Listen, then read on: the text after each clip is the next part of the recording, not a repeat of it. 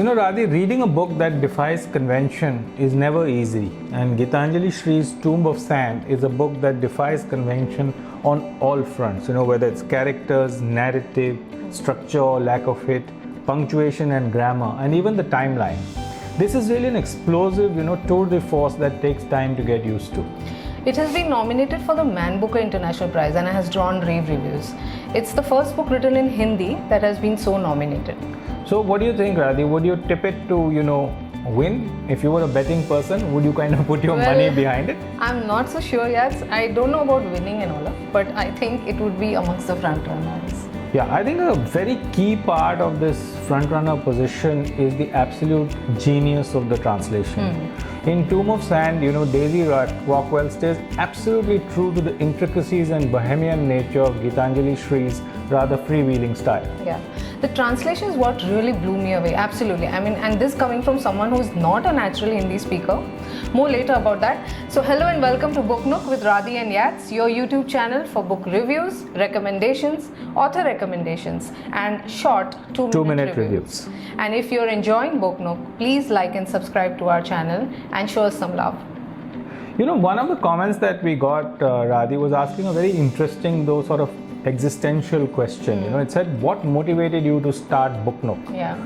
To me, the answer did not come easily, but I finally settled on the fact that Book Nook is my attempt, however small, to spread the love for reading. Yeah, I can't imagine a life without books, frankly, and the written word.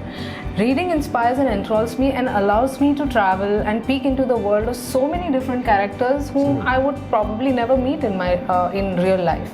The joy of being at the intersection of the familiar and the fictional is what I hope I can communicate with our viewers. That's very well put. But coming back to Ret Ki Samadhi, as the book is called in Hindi, Radi, you said that reading it felt like you were standing in front of a piece of art.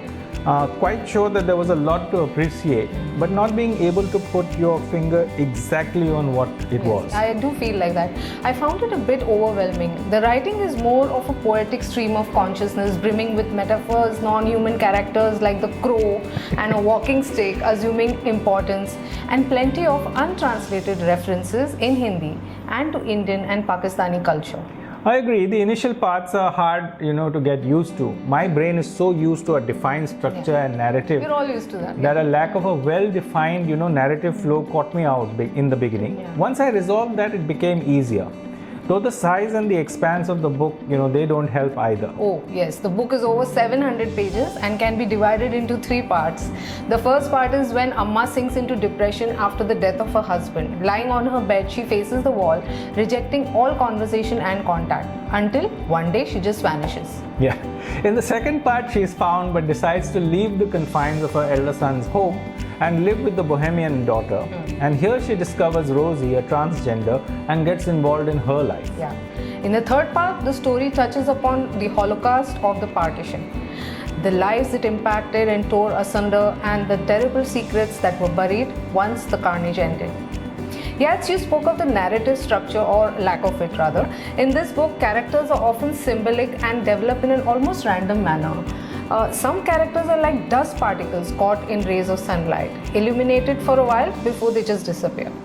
You're getting, developing into quite the author yourself, But I think that the loose structure of the novel allows Geetanjali to delve into various aspects of everyday life, patriarchy, corruption, religious bigotry, privilege, and feminism. Radi, would you like to read out that paragraph where the ability to shout is passed through generations as though it's a treasured family heirloom? I will. Here it is. The father had shouted until his retirement. Then he'd handed the yelling over to his son and grown relatively peaceful himself. Bade had wrapped himself in the majesty of even louder yelling, and he'd begun to glitter and glow. Now, in just a few months, he too would retire to ample leisure, and the yelling would fall to sit. But for now, he still raged. This would really be hilarious, but it's actually quite tragic, But Radi, as we discuss the book, are you finding more things to appreciate? Is the work of art now looking a little less abstract?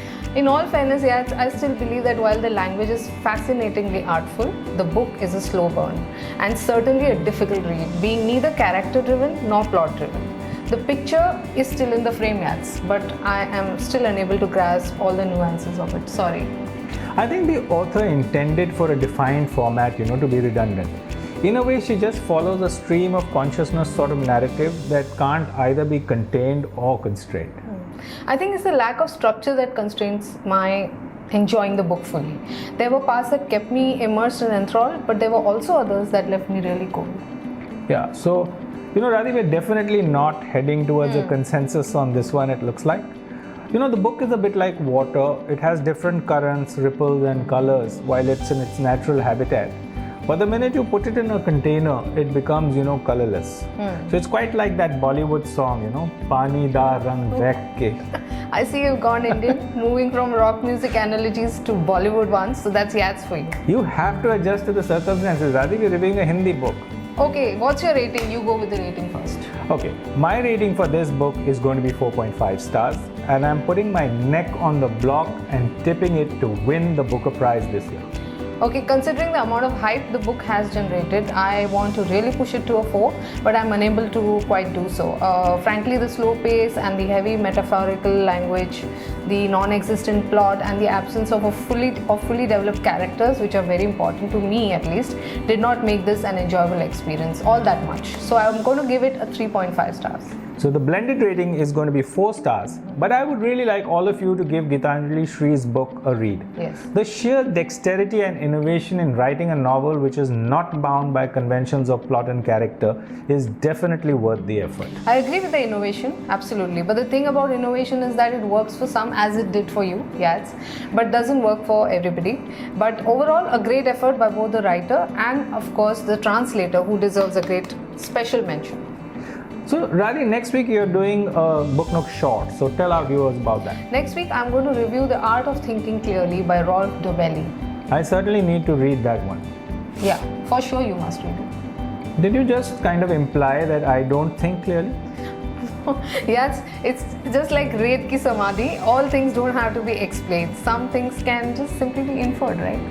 I believe, I've just been insulted. I am going to sign off and go and lick my wounds in a corner. See you next week on Book Nook Shorts. Bye. Okay, I'm going to leave Yats to sulk.